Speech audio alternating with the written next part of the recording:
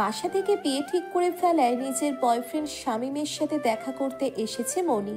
বেশ অনেকক্ষণ যাবৎ শামীমের জন্য পার্কে অপেক্ষা করছে মনি, কিন্তু শামীম এখনো আসছে না দেখে মনি কিছুটা ঘাবড়ে গেল।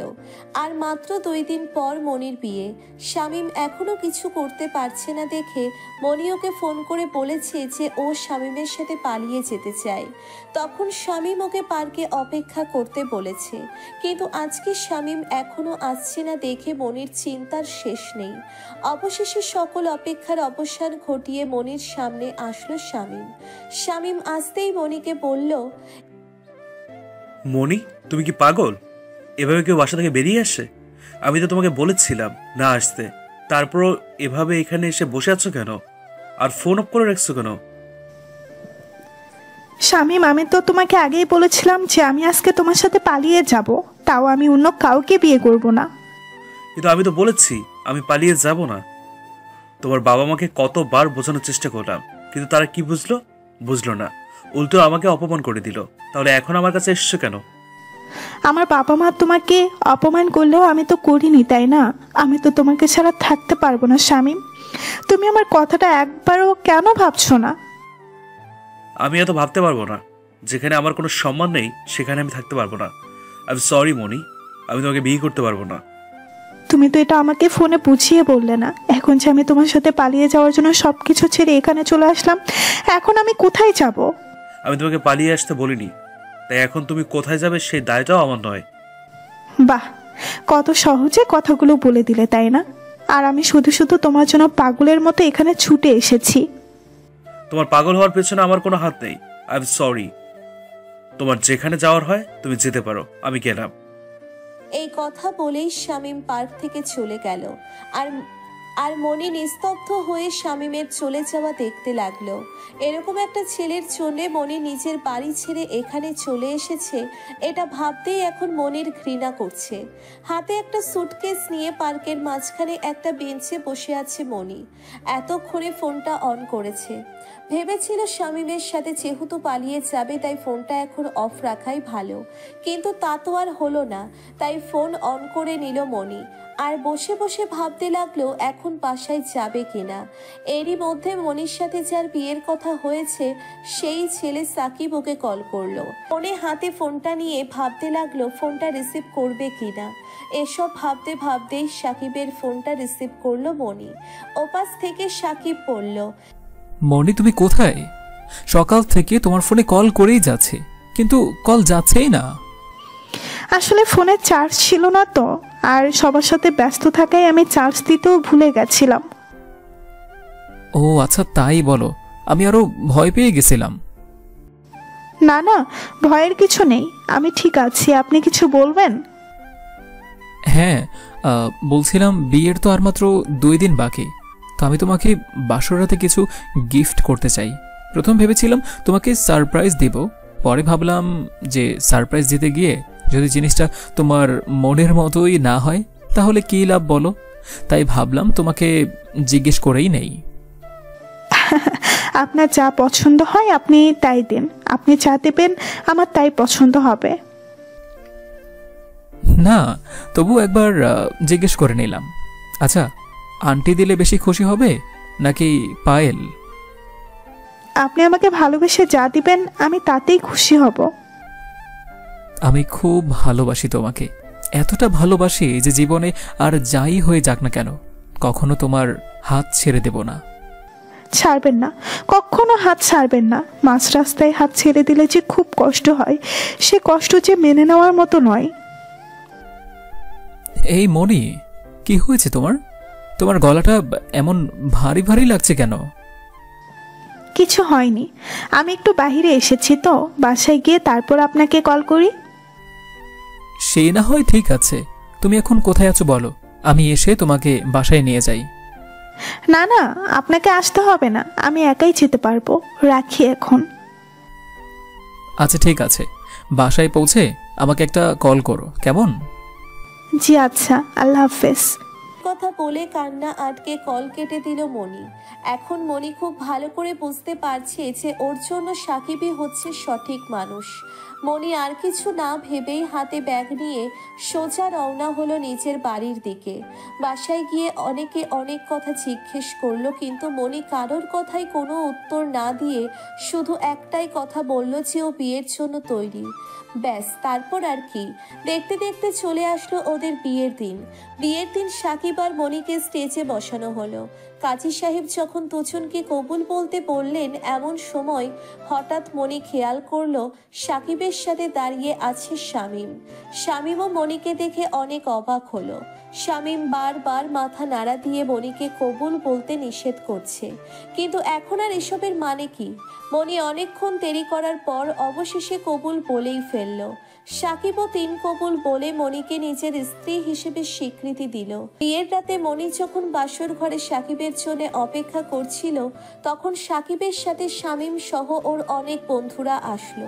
তাদের মধ্যে প্রায় সবাই মনির সাথে অনেক মজা ঠাট্টা করলো, কিন্তু শামীম এসব কিছুকে এড়িয়ে যাওয়ার চেষ্টা করছিল। সাকিব ব্যাপারটা খেয়াল করে শামীমকে বলল, কি রে শামীম, কি হয়েছে তোর? আমরা তো সবাই জানতাম মজা নেওয়ার বেলায় তুই সবচেয়ে ওস্তাদ ছিলি, তাহলে আজকে এত চুপচাপ কেন তুই? হাসালি দোস্ত, তোর বউ কি আমার বউ হয় নাকি সে আমি এখন মজা নেব? না না, তা হবে কেন? আমার বউ শুধুই আমার। কিন্তু তুই এত চুপচাপ কেন সেটা বল, কোনো সমস্যা নাকি? কই আমি চুপচাপ? আমি তো ঠিকই আছি, কোনো সমস্যা নেই। আচ্ছা ঠিক আছে, এখন তাহলে তোরা সবাই বের হ, আমার এখন বাসর করার সময়। ঠিক আছে, আমি যাচ্ছি এখন, বাকিরা তোরাও আয়। এই কথা বলে শামীম সোজা বাসর ঘর থেকে বেরিয়ে চলে গেল। তারপর সাকিবের অন্যান্য বন্ধুরাও বাসর ঘর থেকে বেরিয়ে সবাই যার যার মতো বাড়ি চলে গেল। তারপর সাকিব গিয়ে ওদের বাসর ঘরের দরজাটা বন্ধ করে দিয়ে আসলো। দরজা বন্ধ করে সাকিব মাথা থেকে পাগড়িটা খুলে খাটের পাশের টেবিলে রাখলো। মনি এখনো মাথায় ঘোমটা দিয়েই বসে আছে। সাকিব এসে মনির সামনে বসলো। তারপর মনির হাত দুটো ধরে মনিকে বলল, এই যে আমার বিবাহিতা বউ, একটু ঘুমটাটা উঠান না, আপনার চেহারাটা দেখে। যে আমার বিবাহিত স্বামী, ঘুমটা উঠানোটা না বউদের কাজ নয়, এটা স্বামীদেরকেই করতে হয়। তা ঘুমটা আপনি একটু নিজেই কষ্ট করে উঠিয়ে নিন না প্লিজ। ও আচ্ছা, তাই নাকি? ঠিক আছে, তাহলে আমি উঠাচ্ছি। হ্যাঁ, সেটাই ভালো হবে। মাশাআল্লাহ, আমার বউটাকে তো আজকে চাঁদের চেয়েও বেশি সুন্দর লাগছে। তার মানে কি আগে কখনো সুন্দর লাগেনি? লাগবে না কেন, আগেও অনেক সুন্দর লেগেছে, কিন্তু বউ সাজে তোমার সৌন্দর্যটা আরো বেশি চোখে লাগছে। Thanks for compliment my dear জামাই। দেখি হাতটা একটু বাড়াও তো, তোমার জন্য একটা উপহার আছে। তারপর সাকিব মনির হাত ধরে হাতে একটা আংটি পরিয়ে দিল। মনি সাকিবের এই ভালোবাসাময় আচরণগুলোতে কোনো না কোনোভাবে শামীমকে খোঁজার চেষ্টা করছে, কিন্তু পাচ্ছে না। কারণ গত 3 বছরের সম্পর্কে শামীম আর মনির মধ্যে তেমন কোনো ভালোবাসাময় স্মৃতি নেই। শামীম সব সময় মনিকে ব্যস্ততা দেখাতো, আর মনি সব সময় শামীমের জন্য অপেক্ষা করত। আজকের সাকিব যখন মনিকে এত ভালোবেসে কাছে টেনে নিচ্ছে, এটা দেখে মনে যেন আর আবেগ সামলাতে পারছে না। সাকিবের বন্ধু শামীমের সাথে মনির যে আগে একটা রিলেশনশিপ ছিল, সেটা যদি সাকিবকে না জানানো হয়, তাহলে সাকিবের সাথে প্রতারণা হবে। মনি সাকিবের সাথে এই প্রতারণা কখনোই করতে চায় না। সাকিব আংটিটা পরিয়ে দিয়ে মনির হাতে একটা চুমু খেলো। অমনি মনি খপ করে সাকিবের হাতটা ধরে ফেলল। তারপর সাকিবকে বলল, আপনাকে আমার কিছু বলার আছে। কি বলবে বলো। বুঝতে পারছি না কথাটা শোনার পর আপনি আমাকে কি ভাববেন। তুমি যদি কোনো অন্যায় না করে থাকো, তাহলে এত চিন্তা করছো কেন?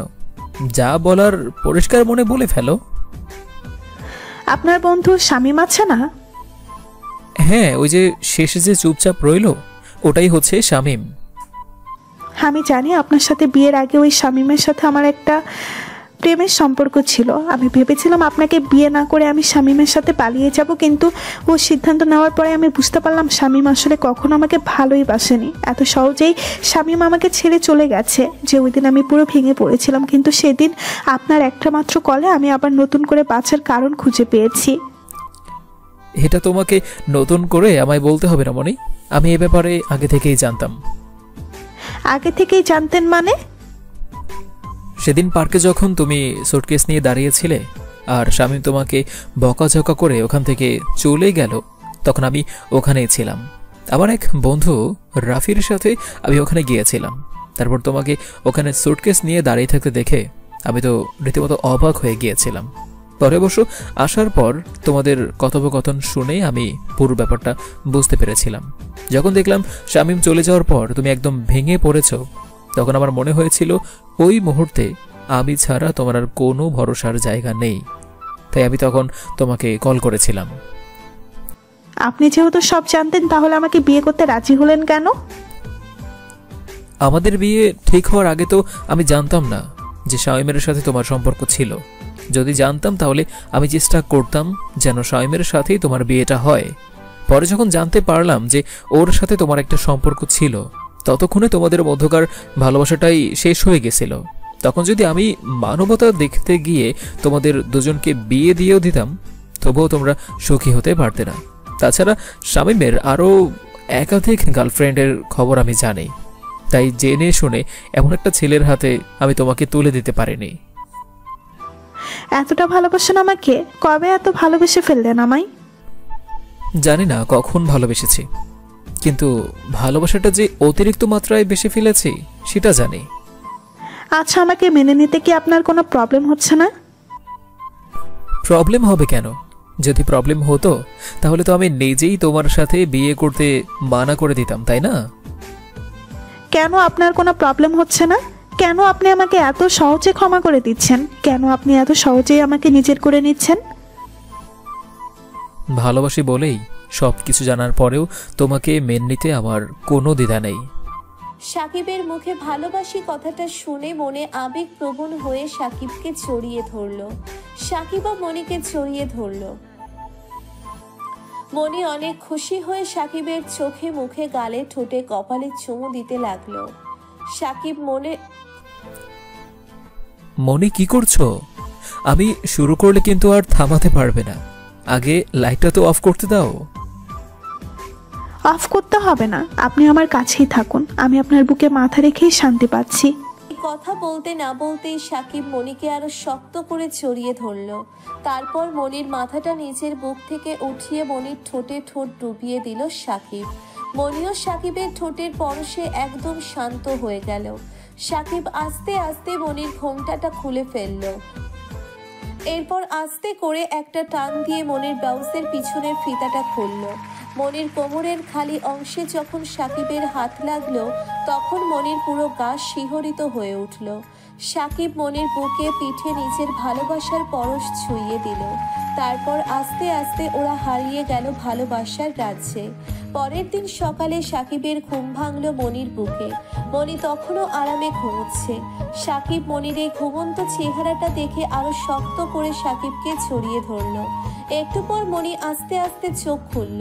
মনির ঘুম ভাঙার পরও সাকিবকে বলল, কি ব্যাপার স্যার, উঠতে হবে না নাকি? হ্যাঁ, উঠতে তো হবেই। আর একটু থাকো না প্লিজ। আপনি জেগে আছেন, তাহলে এখনো উঠছেন না কেন? যেন তুমি আমাকে ডেকে তোলো, তাই আমি নিজে থেকেই উঠিনি। এত পাজি কেন আপনি? সকাল হয়ে যাচ্ছে তো, উঠুন উঠুন গো। উঠবো গো, আর একটু থাকো না, তাহলেই তো হয়। আর একটু মানে আর কতক্ষণ? যতক্ষণ আমার মন চায়। আসছে রে, যতক্ষণ তার মন চায়। এখনই আজান দিয়ে দিবে, তাড়াতাড়ি উঠুন। আল্লাহ, কি আনরোমান্টিক রে বাবা। শোনো, বাসরাতের পর যখন বর বউ ঘুম থেকে উঠে, তখন তারা একে অপরকে লম্বা সময় ধরে কিস করে, বুঝেছো?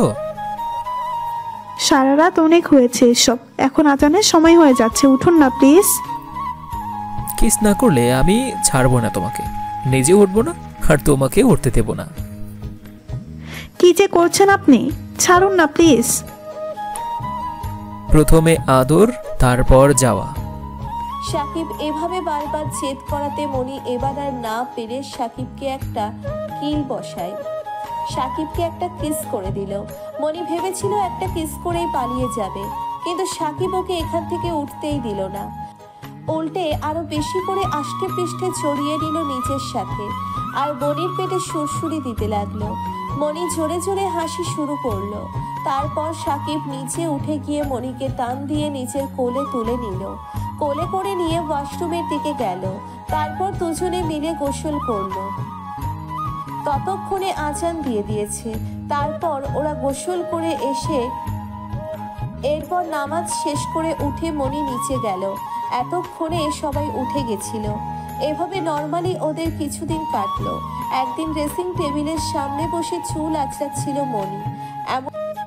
এমন সময় মনির ফোনে শামীমের কল আসলো, কিন্তু মনি রিসিভ করলো না।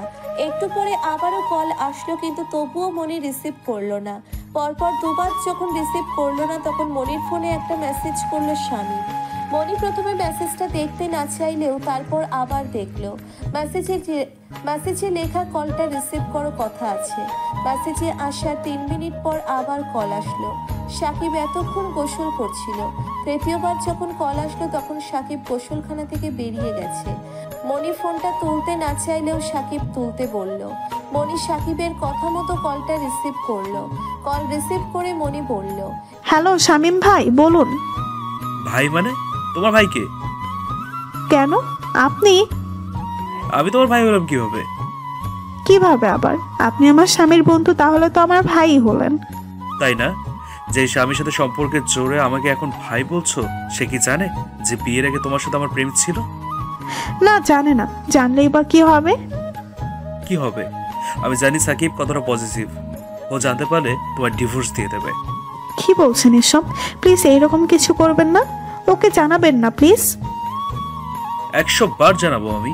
তুমি আমার সাথে প্রেম করে আমার বন্ধুকে বিয়ে করবে, এটা তো হতে পারে না। কিন্তু আমি তো আপনার সাথে পালিয়ে যেতেও রাজি ছিলাম। আপনি তো জাননি, তাহলে এখন আমার সুখের সংসারে আগুন জ্বালাইতে চাইছেন কেন? কেন? আমাকে তোমার বাবা মেনে নিল না কেন? এখন সাকিবের টাকা দেখে তোমার বাবা ফিদা হয়ে গেছে, তাই না? তোমার বাবা আমাকে এত অপমান করেছে, আর আমি তোমাকে সুখে থাকতে দেবো এটা ভাবলে তুমি? হ্যাঁ, দেখুন, আমার বাবা ওনার টাকা দেখে ওনার সাথে আমার বিয়ে দেয়নি। দিয়েছে ওনার সৎ চরিত্র, ভালো ব্যবহার আর আচার আচরণ দেখে। তাহলে আমার চরিত্র কি খারাপ ছিল? আমার ব্যবহার ভালো না? আমার বাবা আপনার সম্বন্ধে অনেক নেগেটিভ রিপোর্ট পেয়েছিল, তাই উনি রাজি হয়নি। ফালতু কথা। তোমার বাবা একটা লোভী, তাই সাকিবের সাথে তোমার বিয়ে দিয়েছে। দেখুন, আপনি আমার বাবার সম্বন্ধে এসব বলতে পারেন না। পারি না মানে? আলবাত পারি, 100 বার পারি, 1000 বার পারি। পারেন না আপনি। শেষবারের মতো বলছি আপনাকে, আমার বাবার নামে একটা উল্টাপাল্টা কথা বলবেন না। তোমার বাবা একটা লোভী, স্বার্থপর, অসভ্য লোক। আপনার মতো বিকৃত মস্তিষ্কের মানুষ আমি আর দেখিনি। বাবা যে আপনার সাথে আমার বিয়েটা দেয়নি, এই জন্য আমার গর্ব হচ্ছে। জানোয়ার একটা। আমাকে জানোয়ার বলা? আমি এখনই সাকিবকে কল করে সব বলছি। এই কথা বলেই শামীম কল কেটে দিল। সাকিব এতক্ষণ পাশে দাঁড়িয়েই ওদের কথা শুনছিল। মনি ফোনটা কাটার পরেই শামীম সাকিবকে কল করলো। সাকিব মনিকে চুপ থাকতে দেখে শামীমের কলটা রিসিভ করলো। সাকিব কল ধরে বলল, হ্যাঁ শামীম, বল, কিছু বলবি? কোথায় আছিস রে তুই? 2 মিনিট কথা বলা যাবে? আছি এক জায়গায়, কথা বলা যাবে, সমস্যা নেই। বল, কি বলবি? আচ্ছা, তুই যে মনিকে বিয়ে করলি, বিয়ের আগে কি ওর সম্বন্ধে একটু খোঁজ নিসনি? কেন, কি হয়েছে? আরে ও তো একটা চরিত্রহীন না। ওর তো বিয়ের আগে প্রেমের সম্পর্ক ছিল। কার সাথে সম্পর্ক ছিল জানিস? আমার সাথেই ছিল। তোকে বলেছে কি? কি বলছিস রে? তোর সাথে ওর প্রেমের সম্পর্ক ছিল, আর ও চরিত্রহীনা? তবে আর বলছি কি, ও একটা চরিত্রহীনা মেয়ে। আচ্ছা, তোর সাথে প্রেম থাকতে যদি ও চরিত্রহীনা হয়, তাহলে তুই কি? কি বলতে চাইছিস তুই? শামীম, বিয়ের আগে থেকেই আমি এসব জানতাম, আর বিয়ের রাতে মনি নিজে থেকেই আমার কাছে সব স্বীকার করেছে। তাই আমাদের সম্পর্কে ভাঙন ধরানোটা এত সহজ হবে না। সাকিবের কথা শুনে আর কোনো কথা না বলে কল কেটে দিল শামীম, কারণ আর কোনো কথা বলার মতো অবস্থায় ছিল না শামীম। সাকিব আর মনির মধ্যে যে এত ভালো আন্ডারস্ট্যান্ডিং তৈরি হয়েছে তা শামীম জানতো না। মনি সাকিবের কথা শুনে খুব শক্ত করে জড়িয়ে ধরল সাকিবকে। সাকিবও নিজের বক্ষ গহ্বরে লুকিয়ে নিল নিজের স্ত্রীকে। আসলে হারাতে দিলেই মানুষ হারায়, আর আগলে রাখলেই মানুষকে রাখা যায়। যদি নিজেদের মধ্যে সম্পর্কটা সুস্থ থাকে তাহলে কেউ সেখানে ভাঙন ধরাতে পারে না। তাই প্রতিটি সম্পর্কে নিজেদের মধ্যে আন্ডারস্ট্যান্ডিং তৈরি করে নেওয়াটাই সবচেয়ে গুরুত্বপূর্ণ কাজ। এতক্ষণ পর্যন্ত আমাদের সাথে থাকার জন্য অসংখ্য ধন্যবাদ।